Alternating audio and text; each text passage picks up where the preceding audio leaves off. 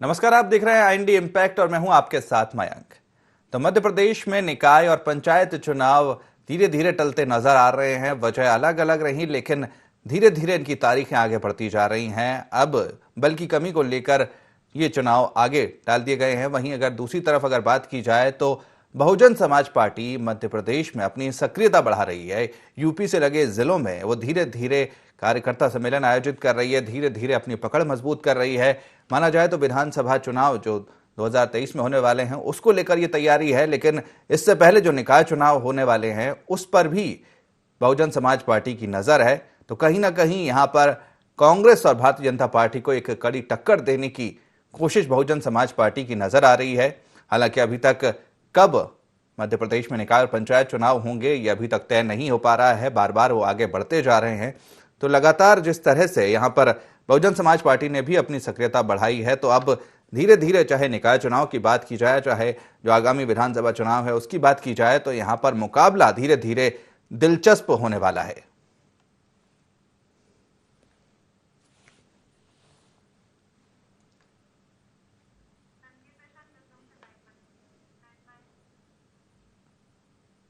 तो इस खबर पर ज्यादा जानकारी के लिए हमारे संवाददाता संदीप मिश्रा हमारे साथ न्यूज रूम से जुड़े हुए हैं। संदीप, जिस तरह से पंचायत और निकाय चुनाव की अगर बात की जाए तो जिस तरह से तारीखें हैं वो धीरे धीरे आगे बढ़ती जा रही हैं, अलग अलग वजह अभी तक सामने आई है और अब जो बल की कमी को लेकर ये आगे टलती तारीखें इसकी नजर आ रही हैं। अब कब माना जाए कि कब तक पंचायत और निकाय चुनाव हो पाएंगे? देखिए, चुनाव की तारीखों की अगर हम बात करें तो जिस तरह से बल की कमी यहाँ पर बड़ी देखने को मिली है, क्योंकि पश्चिम बंगाल चुनाव है, असम चुनाव है, तो इनको देखते हुए यहाँ का जो पुलिस बल था रवाना कर दिया गया है। लिहाजा अब अगर हम बात करें तो नगरीय निकाय चुनाव और पंचायत के चुनाव फिलहाल तो 2-3 महीने पीछे जाते दिख रहे हैं जो वर्तमान हालात हैं। लेकिन यहाँ पर कहीं ना कहीं इन सारी चीजों का भरपूर फायदा उठा रही है राजनीतिक पार्टियां, खासकर बसपा यानी बहुजन समाज पार्टी। बहुजन समाज पार्टी ने जो उत्तर प्रदेश की सीमावर्ती क्षेत्र हैं, जो बॉर्डर से लगे क्षेत्र हैं, उन सभी जगहों पर अपनी दस्तक देना शुरू कर दिया है। उसके कार्यकर्ता सारे सक्रिय हो गए हैं। जिला स्तर पर कार्यक्रम चालू कर दिए गए हैं बहुजन समाज पार्टी की ओर से, ताकि बहुजन समाज पार्टी को एक बार फिर से मध्य प्रदेश में पुनर्जीवित किया जाए। मैं आपको यह भी बताना चाहूंगा मैं कि अगर हम बात करें तो 2018 से पहले मध्य प्रदेश में बहुजन समाज पार्टी का जो वोट प्रतिशत था वो 6.5% से ऊपर था। लेकिन दिन ब दिन मध्य प्रदेश में बहुजन समाज पार्टी के वोट प्रतिशत लगातार घटता चला जा रहा है। अगर हम 2018 के विधानसभा चुनाव की बात करें तो पूरे मध्य प्रदेश में सिर्फ 2 विधानसभा सीटें हासिल करने में कामयाब हुई थी बहुजन समाज पार्टी।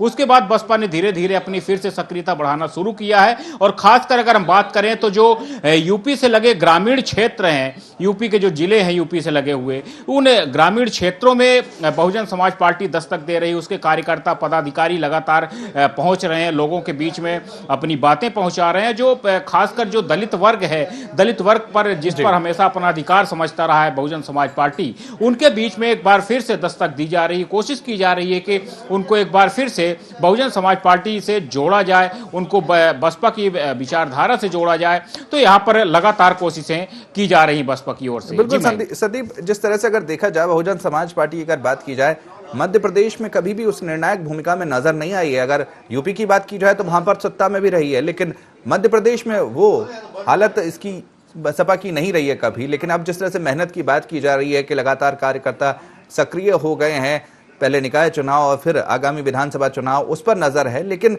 क्या लग रहा है कि क्या कुछ असर दिखा पाएगी बहुजन समाज पार्टी?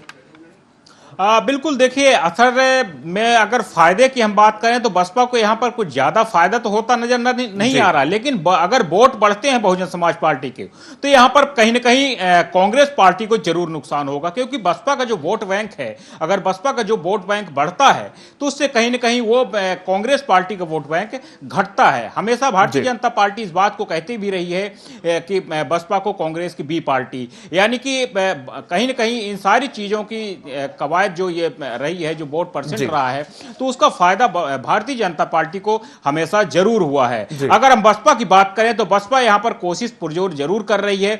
अगर हम बात करें तो एक बार सबसे अधिकतम 12 सीटें मध्य प्रदेश में बसपा ने हासिल की थी, उसके बाद लगातार उसका जो स्तर है गिरता चला गया और सीटें साल दर साल घटती चली गई। और आज स्थिति यह है कि पूरे मध्य प्रदेश में सिर्फ 2 विधानसभा सीटें मध्य प्रदेश बसपा के पास हैं। जी बिल्कुल, इसीलिए यहां पर बहुजन समाज पार्टी एक बार फिर से कोशिश कर रही कि स्थापित हुआ जाए। बिल्कुल बिल्कुल संदीप, आप हमारे साथ में बने रहिए। हमारे साथ में जो 3 गेस्ट भी हमारे साथ जुड़ गए हैं, योगीराज योगेश वरिष्ठ पत्रकार वो हमारे साथ जुड़ गए हैं, दुर्गेश शर्मा कांग्रेस प्रवक्ता हमारे साथ जुड़ गए हैं, और चेतन सिंह बीजेपी नेता हैं वो भी हमारे साथ जुड़ गए हैं।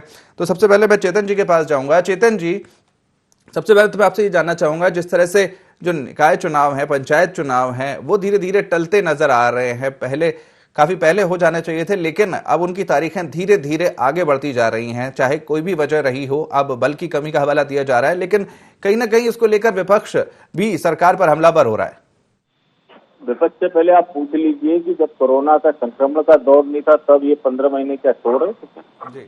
चुनाव तो करा लेने थे भाई। राजस्थान में हो गए थे, छत्तीसगढ़ में हो गए, आखिर आपने मध्य प्रदेश में चुनाव क्यों नहीं कराए? क्यों? क्योंकि आपको अपेक्षित हार पहले से पूर्वानुमान था कि इस तरह की बुरी हार सरकार में होने के बाद भी आपकी होने वाली। वर्तमान परिस्थिति में कोई परिस्थितियां किसी से भी छिपी हुई नहीं है। आज जिन परिस्थितियों में हमारा प्रदेश, हमारा देश चल रहा है, हम सबके सामने है। सरकार आज भी हर तरह के, चाहे वे नगरीय निकाय के हों, चाहे पंचायत के हों, चाहे त्रिस्तरीय जो भी चुनाव है, सब कराने को तैयार है, प्रतिबद्ध है। और भारतीय जनता पार्टी का संगठन इस चुनाव की प्रक्रिया से गुजरने के लिए पूरी तैयारी कर चुका है।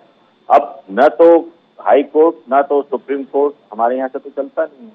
जिन बंधुओं को लगता है कि भारतीय जनता पार्टी इसको जानबूझ करके टाल रही है, जरा कोर्ट का चले जाएं, दरवाजा खटखटाओ, कहें किस प्रकार के आदेश आप हमारे से पूछ करके पारित करिए। भारतीय जनता पार्टी का मुकाबला करने की ताकत न तो संगठन के आधार पर, न ही जनता के आधार पर कांग्रेस के पास है, न सपा बसपा तो यहाँ कोई बहुत प्रभावित स्थिति में नहीं है। लेकिन बार बार अनर्गल आरोप लगाना और फिर ये कहना कि भारतीय जनता पार्टी चुनाव से डर रही है, पहले आप अपनी परिस्थितियों का आकलन तो करो कि आप हो कहाँ खड़े।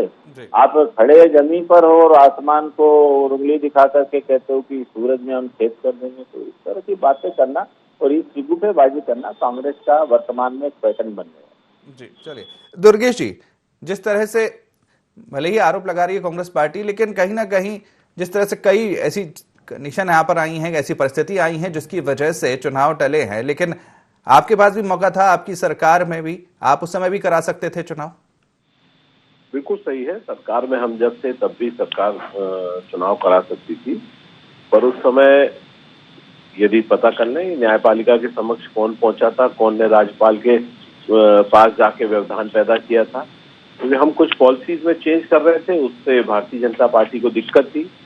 चलिए ठीक है, हम नहीं करा पाए, पर आप 1 साल से जब पूरी प्रोसेस हो चुकी है, सब कुछ हो चुका है, हमारे समय आरक्षण भी नहीं हो पाया था, आपके समय आरक्षण हो गया, सारी प्रक्रिया हो गई, वोटर लिस्ट में नाम भी जुड़ गए, सारे काम हो गए, उसके बावजूद भी सरकार अभी तक चुनाव आयोग को चुनाव कराने की सहमति नहीं दे रही है। चुनाव आयोग बार बार कह रहा है कि हम तैयार हैं, फिर दिक्कत किसे है? मुझे कोई दिक्कत नहीं है, मेरी पार्टी ना रोक भी नहीं सकती, क्योंकि सरकार में जो है वही निर्णय, उसी को निर्णय लेना है। चुनाव आयोग बार बार ये बात कहता है कि हम चुनाव कराने को तैयार हैं, तो फिर रोक कौन रहा है? निश्चित वही जो सत्ता में है, और सत्ता में कौन है? भारतीय जनता पार्टी। तो चुनाव के मैदान में जाने को जो ये फुका हुआ सूरज है, जो कहता है कि छेद नहीं कर पाएंगे, भैया तुम में बचा क्या है? एक फूंक मारेंगे, राख की तरह उड़ जाओगे। क्यों? आपके पास में कुछ है? आज सत्ता में यदि बैठे हो तो कांग्रेस के गद्दारों की बैसाखियों पे चल रहे हो। आज यदि देश में कहीं भी चुनाव लड़ने जाते हो तो अपने सामने के जो दूसरे दल हैं, उनकी बैसाखियों के सहारे चुनाव लड़ते हो आप लोग। आज पश्चिम बंगाल में चुनाव चल रहा है और चुनाव को मैनेज करने के लिए मोदी जी को दूसरे देश जाना पड़ रहा है। आप स्थितियां तो देखिए, इनका वजूद, इनकी ताकत को तो देखिए कि ये ना कोई मुद्दे हैं इनके पास।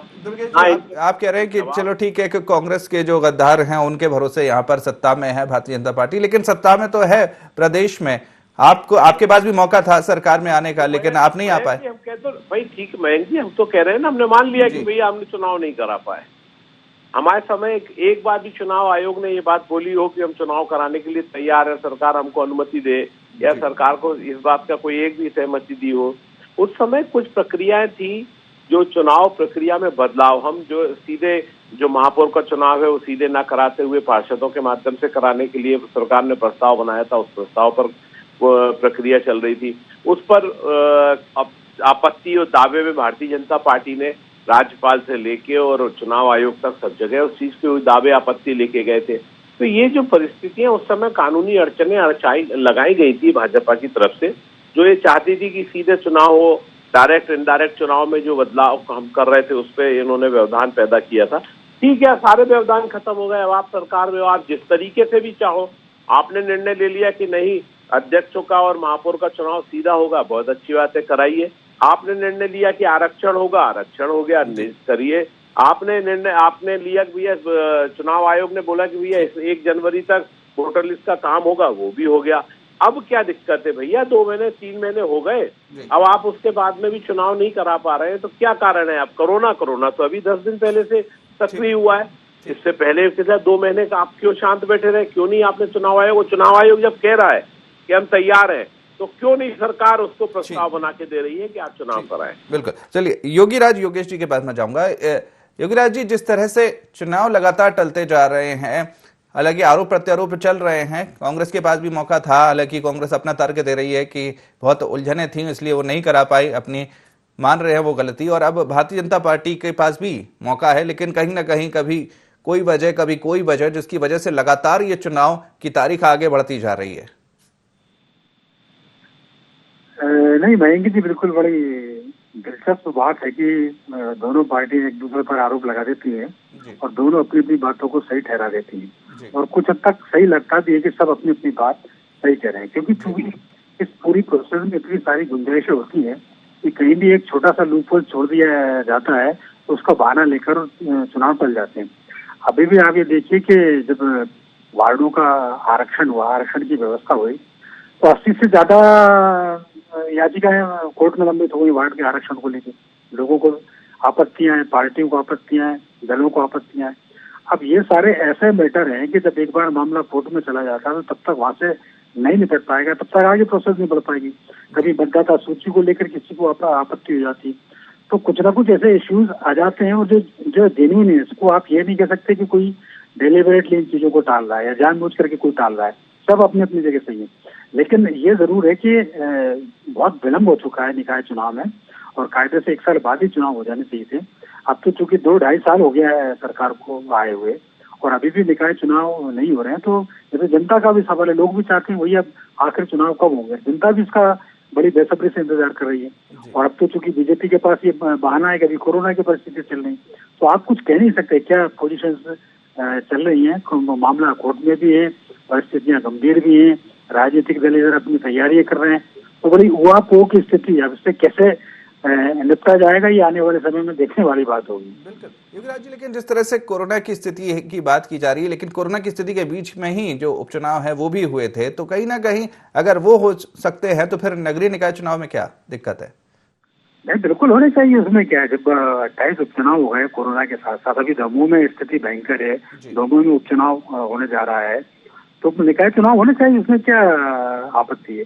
लेकिन मैंने बताया नहीं, कई मामले कोर्ट में जब चले जाते हैं तो फिर आपको और लंबा इंतजार करना पड़ जाता है, और आरक्षण को लेकर कई जगह चुनौती दी गई है। तो अब ये मामला कब निपटेगा, चुनाव आयोग अपनी तैयारी कर रहा है, पार्टी अपनी तैयारी कर रही है, तो कुछ ना कुछ ऐसे बैरियर्स पैदा हो रहे हैं जिससे मुझे अभी भी ऐसा नहीं लगता कि तय समय पे चुनाव हो जाएंगे। अभी मुझे इसमें भी संशय नजर आता है। बिल्कुल। चेतन सिंह जी, जिस तरह से एक तरफ तो निकाय चुनाव की तारीख आगे बढ़ रही है, दूसरी तरफ बहुजन समाज पार्टी जो है वो यूपी से लगे हुए जिलों में धीरे धीरे अपनी सक्रियता बढ़ा रही है। पहले चाहे निकाय चुनाव की बात की जाए और उसके बाद में जो आगामी जो विधानसभा चुनाव है उसको लेकर भी अपनी तैयारियां बहुत तेजी से वहां पर कर रही है, तो कितना असर डाल सकती है बहुजन समाज पार्टी भारतीय जनता पार्टी की तैयारियों को लेकर? हेलो जी चेतन जी। देखिए, भारतीय जनता पार्टी की तैयारी किसी भी राजनीतिक दल को केंद्रित करके नहीं होती। भारतीय जनता पार्टी की तैयारी अपने संगठन के आधार पर, सामाजिक समरसता के आधार पर, और त्रिस्तरीय चुनाव के आधार पर, जैसे ये है त्रिस्तरीय चुनाव के आधार पर भारतीय जनता पार्टी सर्वस्पर्शी पार्टी, सर्वव्यापी पार्टी के रूप में काम करती है और हमारा सर्वस्पर्शी माध्यम हम सबके पास में है।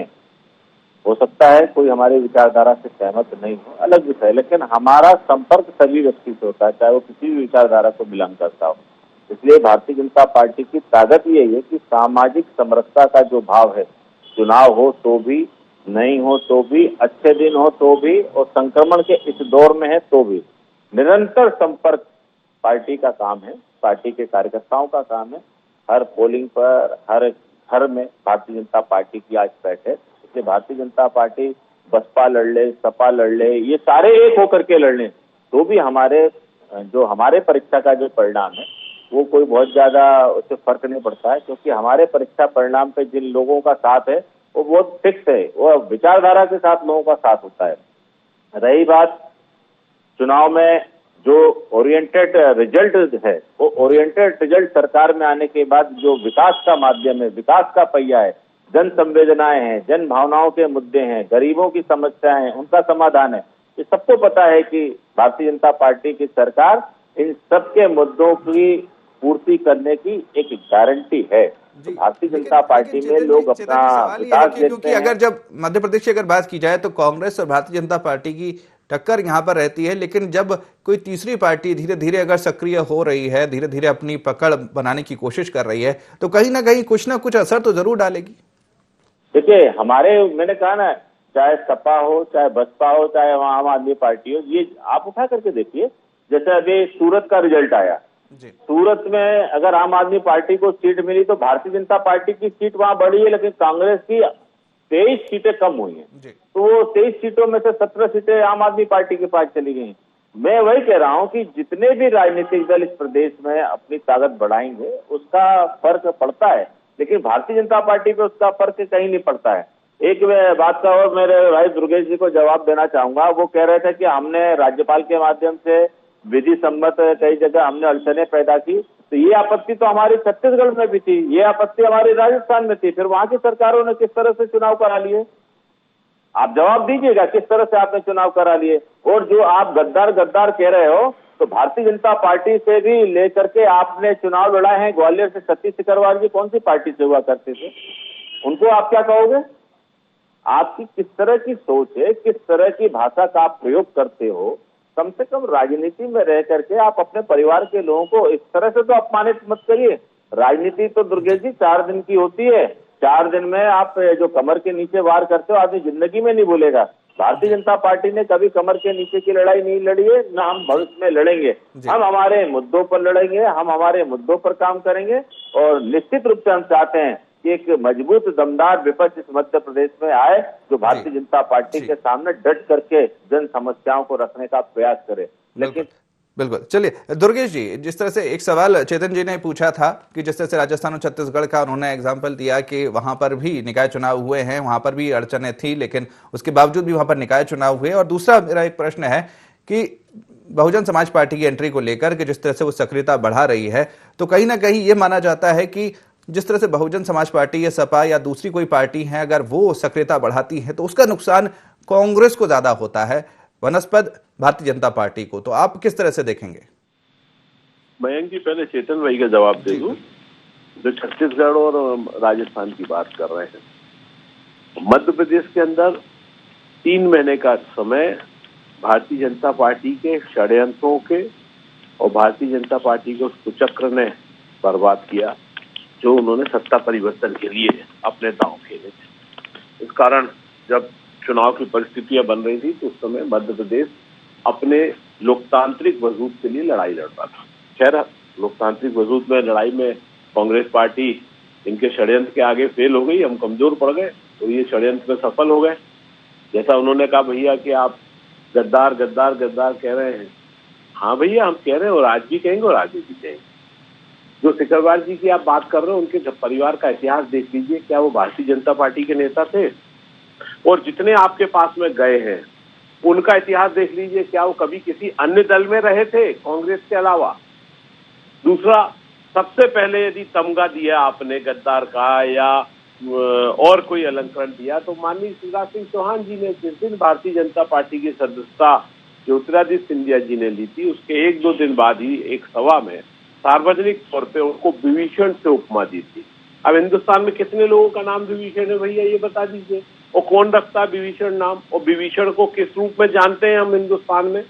तो ये आप भी जानते हो और मैं भी जानता हूँ, और जो सत्य है वो आप लोग हमेशा दाएं बाएं होके बोलते जरूर हो, पर जब कोई बात आती है तो बात को घुमाते हैं। अब रही कि मध्य प्रदेश में अन्य दल की बात, तो निश्चित मध्य प्रदेश के अंदर 2 दलीय व्यवस्था है, कांग्रेस और बीजेपी। अभी तक का इतिहास यही है। आने वाले समय में इतिहास क्या रहेगा, कौन सी दल की स्थिति क्या रहेगी, ये तो चुनाव के रिजल्ट बताएंगे। और सापा बासपा कोई भी दल आता है वो अपने वजूद के संग अपने चुनाव के साथ लड़ता है। पर जब जिस तरीके से उत्तर प्रदेश के अंदर जब मायावती जी मुख्यमंत्री थी और बहुत चरम पर सापा चला करती थी, उस समय भी वो मध्य प्रदेश के अंदर कांग्रेस को कोई नुकसान नहीं पहुंचा पाए।